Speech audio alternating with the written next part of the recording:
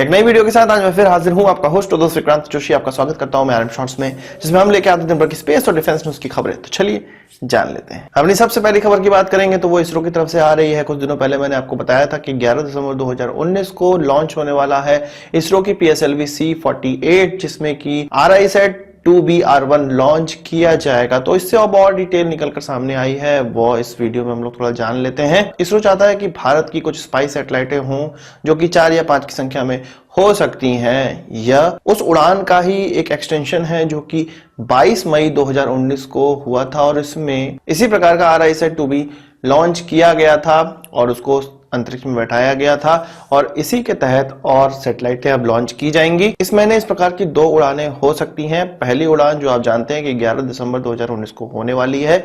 इसके साथ साथ 9 अदर कंट्रीज की भी सैटेलाइटें होंगी, जिसमें कि एक इजराइल की है, एक जापान की है, 6 हैं यूनाइटेड स्टेट्स की और एक है इटली की। RISAT के बारे में थोड़ा सा और जान लेते हैं हम लोग। जैसा कि पहले भी मैंने न्यूज में आपको बताया ही है कि इसमें x band synthetic aperture radar लगा होता है, जो कि किसी भी प्रकार के अंतरिक्ष और पृथ्वी के बीच में होने वाले अवरोध के बावजूद पृथ्वी की अच्छी तस्वीर ले पाता है। जिस प्रकार से यदि कोई बादल लग जाए तो नॉर्मल अर्थ इमेजिंग सैटेलाइट अच्छी से तस्वीर नहीं ले सकते हैं, पर इस प्रकार की जो RISAT होते हैं या सिंथेटिक अपर्चर रडार वाले सैटेलाइट होते हैं वो आसानी से हूबहू उसी प्रकार की तस्वीर ले सकते हैं जो कि क्लियर वेदर में आती हैं। इसके अलावा इनका इस्तेमाल नाइट में भी बहुत आसानी से किया जा सकता है। आपको पता होगा कि इसी प्रकार की सीरीज के सैटेलाइट का इस्तेमाल हम लोगों ने 2016 में जो सर्जिकल स्ट्राइक की थी पाकिस्तान पर, उसमें किया गया था। इस सैटेलाइट की जो कैपेबिलिटी है वो कहा जा रहा है कि 35 सेंटीमीटर दूर रखी हुई चीजों के बीच में डिस्टिंग्विश किया जा सकता है। तो आप समझ सकते हैं कि इस सैटेलाइट के माध्यम से भारत की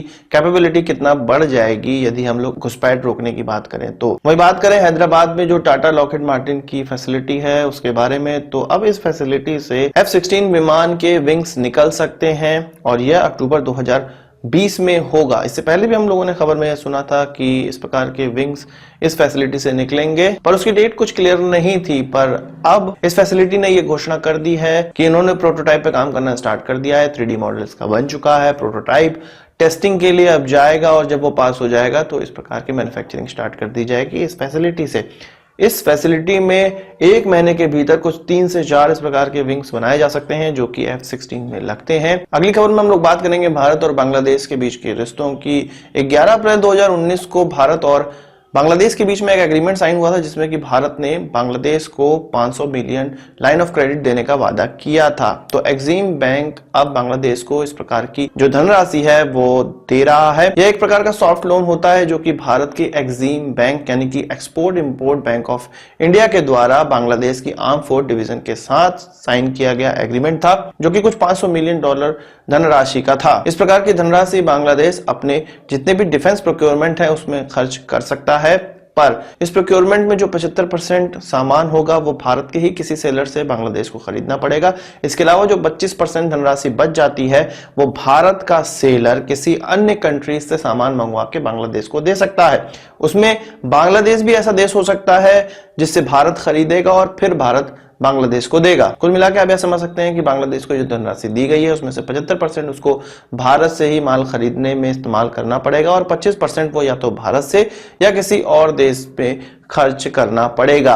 यह माल केवल और केवल डिफेंस रिलेटेड प्रोक्योरमेंट है, इसमें डिफेंस रिलेटेड सर्विसेज को भी इंक्लूड किया गया है। अब बात करते हैं CRPF की, तो इसमें बहुत बड़ा चेंज होने वाला है। ऐसे व्यक्ति जो कि जवान हैं और फिट हैं उन्हीं का इस्तेमाल ऐसे ऑपरेशंस में किया जाएगा जो कि नक्सलियों के विरुद्ध किया जाता है, या कश्मीर में जो CRPF डिप्लॉय है उनमें उन्हीं लोगों को रखा जाएगा जो जवान हैं और फिट हैं। और जैसे जैसे उम्र बढ़ती जाएगी इनका डिप्लॉयमेंट ऐसे स्थानों पर किया जाएगा जहां पर थोड़ी कम फिटनेस की आवश्यकता पड़ती है या थोड़ा हल्का काम होता है। 6 सदस्यों की एक कमेटी बना दी गई है जिसकी अंतिम रिपोर्ट 15 दिसंबर 2019 को आ जाएगी और इसके बाद यह फैसिबिलिटी देखी जाएगी, यह पूरा ब्यौरा देखा जाएगा कि किस प्रकार से कितनी आयु तक के लोगों को कठिन टास्क में रखना है और कितने आयु से ऊपर के लोगों को हल्के टास्क में रखना है। इसमें यह भी देखा जाएगा कि भारत की जो सेंट्रल आर्म पुलिस फोर्सेस हैं उनके जो विभिन्न अंग हैं जैसे कि SSB या CISF, उनमें क्या इन CRPF के जवानों को एब्जॉर्ब किया जा सकता है, और यदि किया जा सकेगा तो बहुत ही अच्छी बात होगी और यहाँ पर